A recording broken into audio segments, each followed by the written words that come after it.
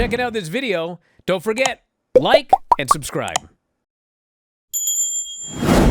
A guy who likes to drink through straws because he likes to drink, Matt Riddle, is not optimistic that he is going to be Bill Goldberg's final opponent. The man whose name was first on these Bloodsport shows years and years ago now announced recently that he doesn't think that Goldberg wants to step up to the plate. That's what he said on a podcast. What is it here? The Barstool Wrestling podcast is where he made that comment. Riddle was asked if he and Goldberg had straightened out their beef, which began after Riddle made public comments calling Goldberg an unsafe worker and also that he could beat him in a real fight. He says, me and Bill, we've talked. We were actually on a flight from Saudi. We were on a Saudi show, like one of the Crown Jewel events, as if there were other pro wrestling events going on there where Goldberg and Riddle would have been flying back from. He thinks it was a Crown Jewel event. We had some cocktails, no kidding, and a discussion. I don't think there's any bad blood. I think he has more of an understanding of where I was coming from. I definitely have an understanding of where he's coming from and why he finds what I say disrespectful and things like that. I completely understand. Don't mean it that way. We're professional wrestlers. I'm just spitting facts, and I can back it up. This is what it is. A lot of people in WWE took that as disrespect, but if you fought in the UFC and now you're in WWE, what am I supposed to do? Forget my whole career? It's like, no, I can stretch like 98% of people.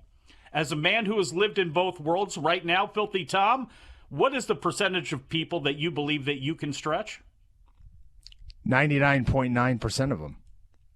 That's why you're the man and Matt Riddle's a bum, bringing up Goldberg again, trying to get some shine here. I mean, it makes for a nice headline and everything. I just could not believe that was on the front page of the site with the line that he is not optimistic about being Goldberg's final opponent. Yeah, I think the Gunther thing is going to work itself out just fine, I believe.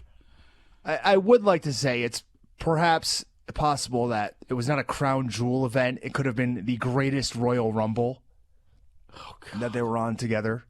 I guess so. That's possible, I guess. Sure. Yeah, and quite frankly, I mean, Matt Riddle's right. If I were Goldberg, I would tread lightly because he doesn't have the best track record. If I remember, every time he's backing up fighters, back in Pride, his favorites would routinely lose when he was doing commentary. And then just weeks ago, we saw him in the corner at 1FC, I believe in the corner of Liam Harrison, who got annihilated in the first round. But Goldberg was back there slamming his head into the lockers, hyping him up as he was on his way out there to get slaughtered.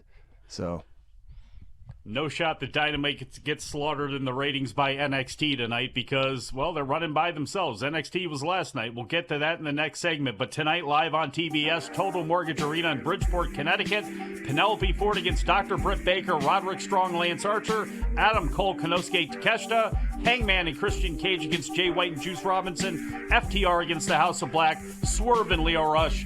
And I'll get to the rest of what's been going to be going on that show when we get back from break. Wrestling Observer Live. Ugh. Show Mike Sempervive, Filthy Tom Lawlor here with you. Let me tell you something about sports washing. Just to continue a conversation from through the break. So Turkey Al-Sheikh is going to buy, or the Saudis are going to buy, Ring Magazine, which has been dormant now in print form for several years. It's only online. I think there's one boxing magazine out there, and it's like it's quarterly or something like that comes out. So he is going to be bringing back the Ring. What's going to be interesting is, because, again, I try to stay away from anything being sports washed, but it may be difficult here at some point with the way that actual professional sports contracts are going up, where it is going to be it's hard for me to believe that Qatar, Saudi Arabia, other places are not going to really start investing or be asked to invest into some of these sports teams to try to bring in some cash flow. Obviously, you see the cash flow that they give away to WWE, $50 million a pop or whatever it is for the shows that they're running over there. It seems like that's something, and I could be wrong, and this isn't exactly the forum for it, but we talk about boxing, we talk about WWE with the Saudis. I mean, MMA, obviously, you see that tie-in. It's hard to believe that they're not going to be doing more investing into existing NBA, NHL, whatever sports franchises here. Am I crazy for thinking that?